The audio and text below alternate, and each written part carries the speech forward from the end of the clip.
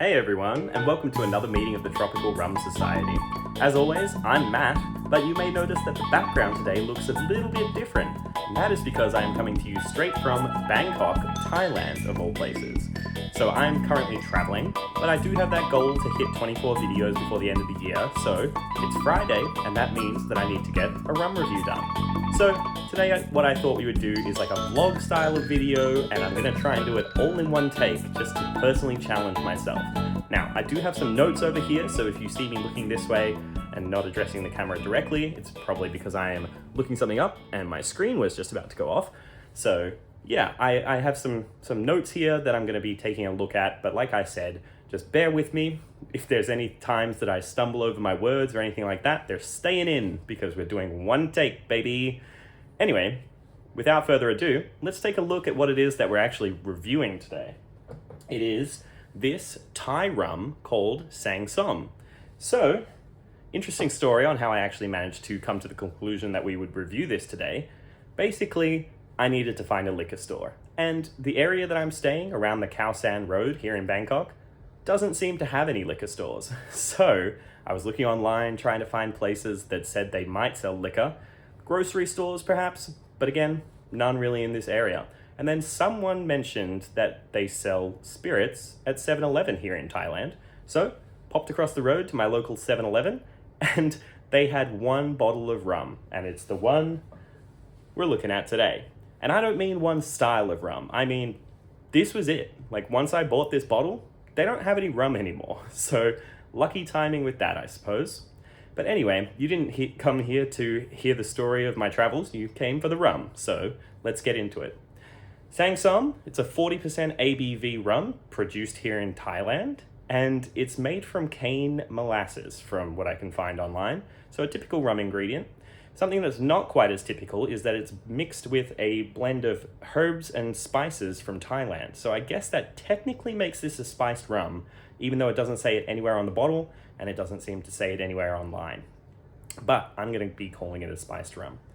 Also, it's aged in oak barrels for 5 years, so it's should be a decently aged bottle as well.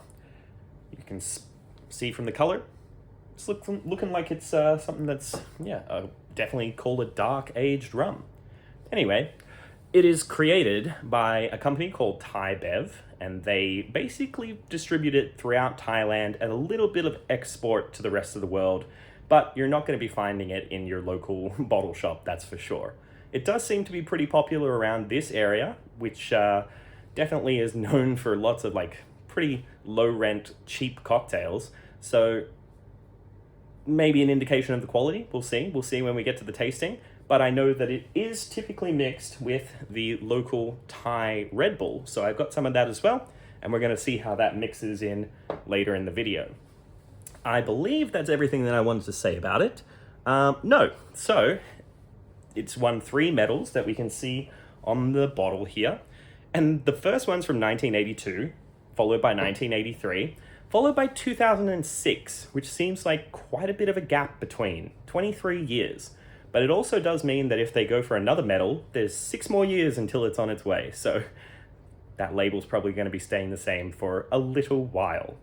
And that, I think, was the last thing that I wanted to say about it. So that's it about the rum. Let's get to tasting it.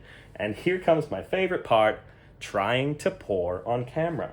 Now, before we jump into that, I didn't actually even talk about the bottle that much other than the gold medals on there. So as you can see, very simple stuff, like the back label here, really not too much information. It's very plain, very simple. The bottle's not bad. It's got a little bit of shape to it, which is interesting and unique, but nothing too stand out, I would say.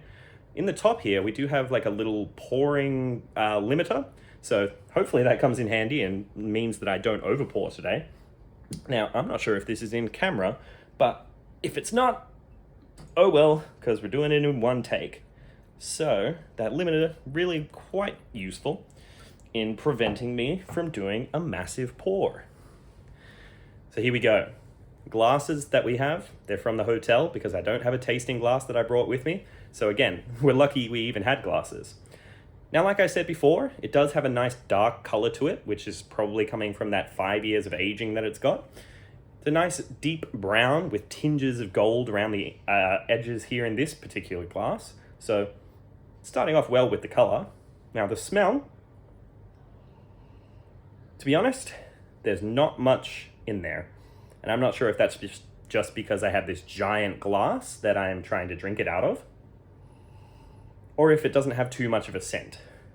What I am getting is a little bit of tingling from my nostrils here, so there's definitely some alcohol vapors coming out. I'm just going to try and tilt the glass a little bit more so I come a little closer. Doing that gave me a little bit more, but honestly, not too much scent coming out of this. It's definitely not sweet. It's much more on the woody side of things, if anything. So let's go into the taste, see if there's a little bit more in it there.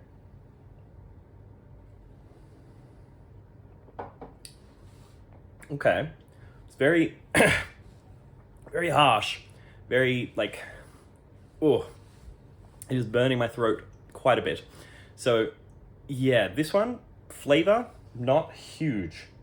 Let me go again. Maybe it was just that first initial sip. Also, my other arm is getting tired, so I'm just gonna stabilize this for a second. Change my holding position here.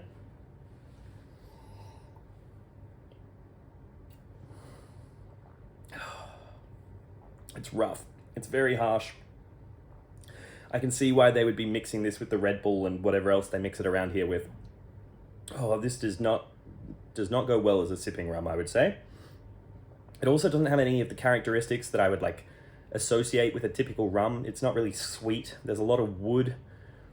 I don't really get any of the herbs and spices, so I have no idea what that is that they've been mixing in there, but oh, it's harsh. It's harsh stuff.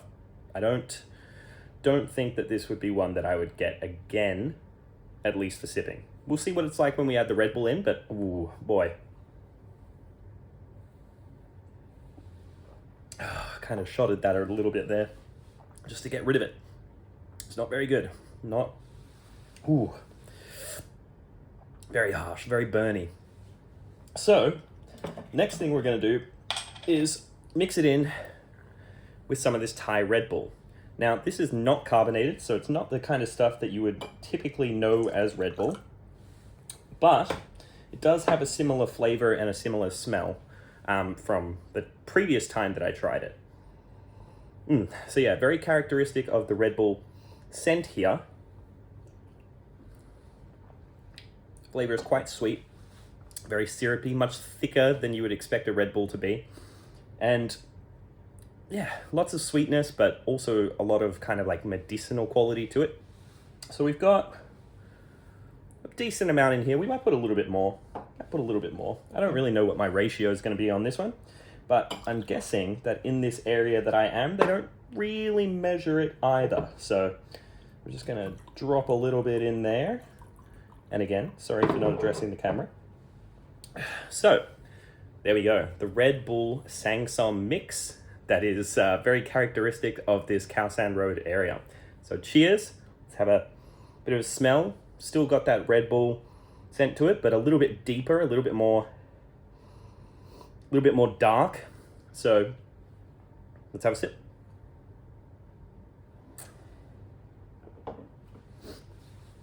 I'm just going to stabilize this with my other arm.